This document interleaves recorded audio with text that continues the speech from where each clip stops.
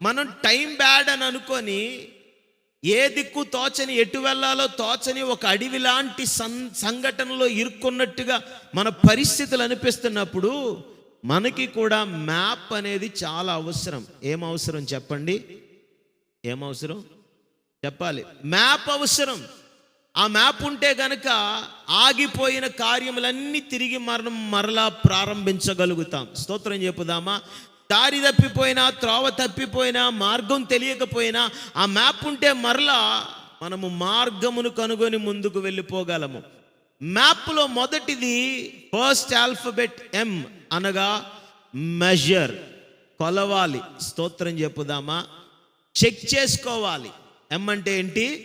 Measure, check చేసుకోవాలి.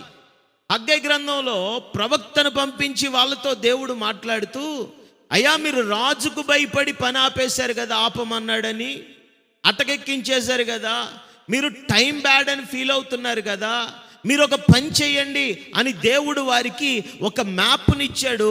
అందులో మొదటిది మనం వాక్యంలో గమనించినట్లయితే హగ్గై గ్రంథం 1వ అధ్యాయము 5వ వచనంలో దేవుడు వారితో హగ్గై ప్రవక్త ద్వారా మాట్లాడుతూ అంటున్నటువంటి మాటలను చదవండి దయచేసి. కాబట్టి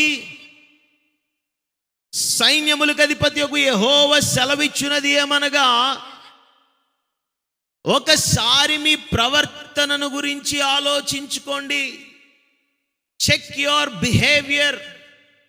స్తోత్రం చెప్పుదామా? టైం బ్యాడ్ అనుకొని టైం మీద, కాలం మీద, సమయం మీద మీరేమో నిందేశారు.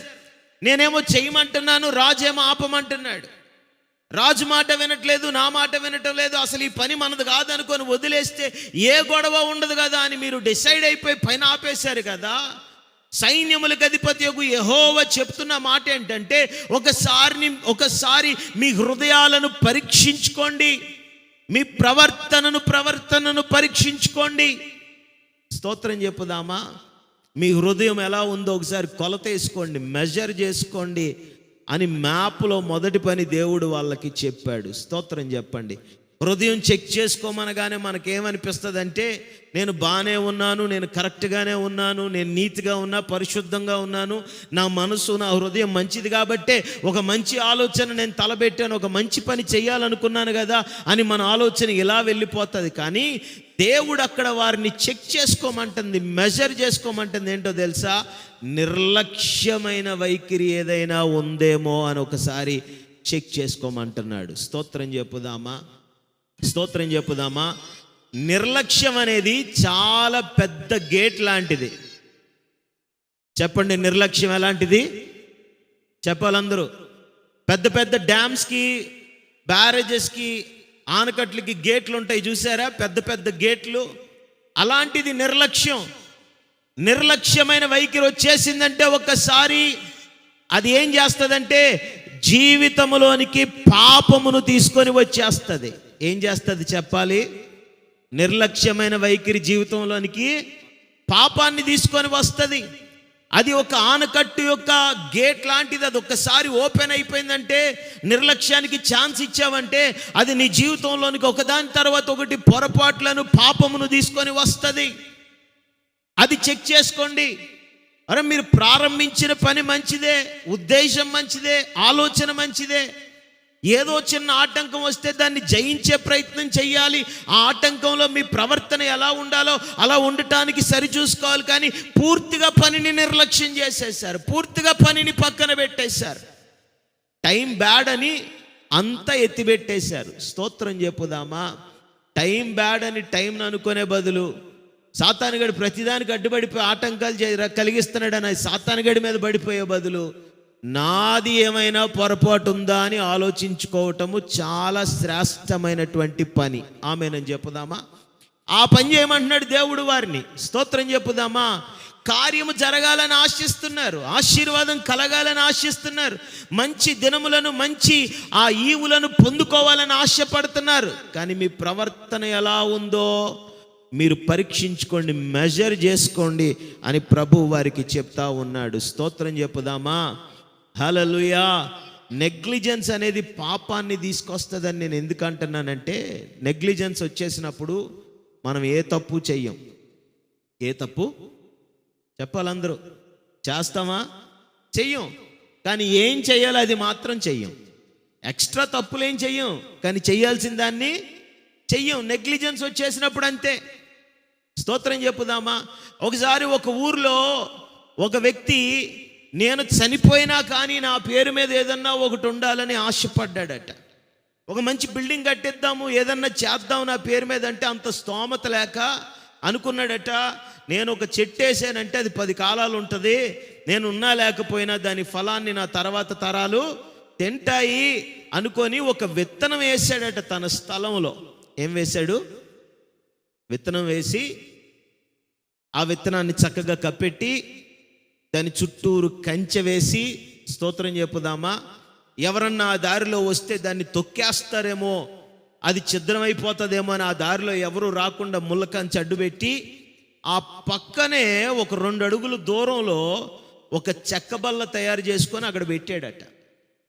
రోజు ఉదయం నుంచి సాయంత్రం వరకు ఆ విత్తనం మొలకెత్తుతుందేమో, ఆ విత్తనం మొలకెత్తి అది కాస్త మొక్క కాస్త వృక్షమై మంచి ఫలాలు ఇస్తుంది, పెద్ద చెట్టు అయిపోతే దాని నీడని బల్ల కింద నేను కూర్చుంటాను, నా తర్వాత నా కొడుకు, వాడి తర్వాత వాడి మనవడు, వీళ్ళందరూ కూర్చుంటారు అని కలలుగంటూ ఎన్ని సంవత్సరాలు చూసినా ఆ విత్తనం మొక్క అవ్వలేదట. ఎన్ని సంవత్సరాలు చూసినా ఎందుకు అవ్వలేదంటారు? టైం బ్యాడా? బల్ల వేసుకున్నాడు, కంచేసుకున్నాడు, ఎవరిని రానివ్వలేదు, అన్నీ చేశాడు, కానీ దానికి పోయాల్సిన నీరు, వాటర్ని నెగ్లెక్ట్ చేశాడు. తన కర్తవ్యం ఏంటో, తను ఏం చేయాలో, అసలు ప్రాముఖ్యమైనది ఏదో అది చేయటం మానేసి మిగతావన్నీ చేయటం ప్రారంభించాడు. నిర్లక్ష్యం అనేది అంత డేంజరస్. నీతో ఎక్స్ట్రా తప్పులేం చేయించదు అది, నువ్వు చేయాల్సిన దాన్ని చేయకుండా ఆపేస్తుంది అంతే. స్తోత్రం చెప్పుదామా? ప్రవక్తను పంపించి అంటున్నాడు, మెజర్ యువర్ హార్ట్స్. ఒకసారి మీ హృదయాలను మీరు పరిశోధించుకోండి, పరిశీలించుకోండి. చెయ్యాల్సిన దానిని చేస్తున్నారా లేదా అనేది పరీక్షించుకోవాలి. హల్లెలూయా, హల్లెలూయా. ఏదైనా ఒక కార్యం జరగాలని ఆశపడుతూ అది జరగలేదంటే ఎందుకో దేవుడు ఇంకా ఆలస్యం చేస్తున్నాడండి. ఎవరు ఆలస్యం చేస్తున్నారట? ఆయన. పాపం ఆయన ఏమన్నా ఫీల్ అవుతాడు అనిపిస్తే అసలు ఫీల్ అవనోడు ఎవడు? సాతాండు. ఆడి మీద పడిపోవటం. ఆడు కూడా ఏమన్నా ఫీల్ అవుతాడు సాతాండు అని అనుకుంటే మూడో వాడెవడు? పాస్టర్ గారు సరిగ్గా చేసాడు కాదండి ప్రార్థన, అస్సలు బాధ్యతగా లేడండి. హల్లెలూయా. ఆయన కూడా ఫీల్ అవుతాడని అనిపిస్తే అప్పుడు సిస్టర్ చెప్పినట్టు టైం బ్యాడ్ ఇక. హల్లెలూయా. చెయ్యి చూపించుకొని, కాలు చూపించుకొని, కన్ను చూపించుకొని, జుట్టు చూపించుకొని అప్పటికి ఏమవ్వకపోతే ఆడిని కూడా తిట్టుకుంటారు, ఆ చూసినోడిని కూడా. స్తోత్రం చెప్పుదామా? హల్లెలూయా. సౌలు అమాలేకుల మీదకి యుద్ధానికి వెళ్తున్నాడు. ప్రభు వెళ్ళమని చెప్పాడు. 1 సమూయేలు గ్రంథము 15వ అధ్యాయంలో అమాలేకుల మీదకి యుద్ధానికి వెళ్ళినప్పుడు స్పష్టంగా దేవుడు సౌలుకి ఒక ఆజ్ఞ ఇచ్చాడు. నాయనా, నువ్వు వెళ్తున్న పని మంచిదే, నేనే నిన్ను పంపిస్తున్నాను, ఆ పని చేసి రమ్మని నేనే నీకు చెప్పాను. వెళ్తున్నావు కదా, వెళ్ళిన వాడవు వచ్చేటప్పుడు అక్కడి నుంచి అక్కడున్న గొర్రెల్లో కానీ, మేకల్లో కానీ, దూడల్లో కానీ, కోడెల్లో కానీ, మనుషులలో కానీ, వస్త్రాలలో కానీ, బంగారంలో కానీ నీ కంటికి ఇంపుగా కనిపించింది దేనినైనా తెచ్చుకోవాలని నీకు ప్రేరేపణ ఆశ కలిగిన తేవద్దు. వాటి మీద ధ్యాస పెట్టకరా బాబు, వెళ్ళి వారిని జయించొచ్చే అని దేవుడు సౌలును పంపించాడు. స్తోత్రం చెప్పుదామా? వెళ్ళినవాడు ఎలా వెళ్ళాలి? ఆసక్తిగా వెళ్ళాలి. అవునంటారా కాదంటారా? స్తోత్రం చెప్పుదామా? కానీ అక్కడికి వెళ్ళిన తర్వాత దేవుడు చెప్పిన దాని మీద కంటే తన మనసుకు నచ్చిన వాటి మీద ఆసక్తి పెరిగిపోయింది సౌలుకు. తన ప్రవర్తన పాడైపోయింది. ఒక అద్భుతమైన మాట ఉంటుంది 11వ వచనంలో, చదవండి దయచేసి. 1 సమూయేలు గ్రంథము 15వ అధ్యాయము 11వ వచనము. సౌలు నన్ను అనుసరింపక, ఆ మాటను మీ దగ్గర పెన్ను కానీ పెన్సిల్ కానీ ఉంటే అండర్లైన్ చేసుకోండి, వెనుక తీసి. చాలు. ఇంగ్లీష్ బైబిల్ ఏమంటుంది తెలుసా? హీ స్టెప్డ్ బ్యాక్, వెనకడుగు వేశాడు. దేవుని కోసం ముందడుగు వేయాలా వెనకడుగు వేయాలా? వేసిన వాళ్ళగే చెప్తున్నారు అందరూ. దేవుని కోసం వెనకడుగా ముందడుగా? చెప్పండి, ఏమనలేండి చెప్పండి.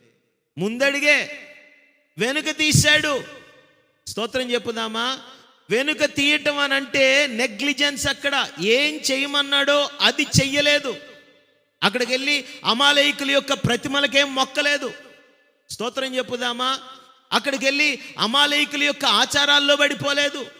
అక్కడికి వెళ్ళి దేవునికి కాకుండా వేరే వేరే వాటికి స్థానం ఇచ్చినటువంటి పనులేమీ అక్కడ చేయలేదు.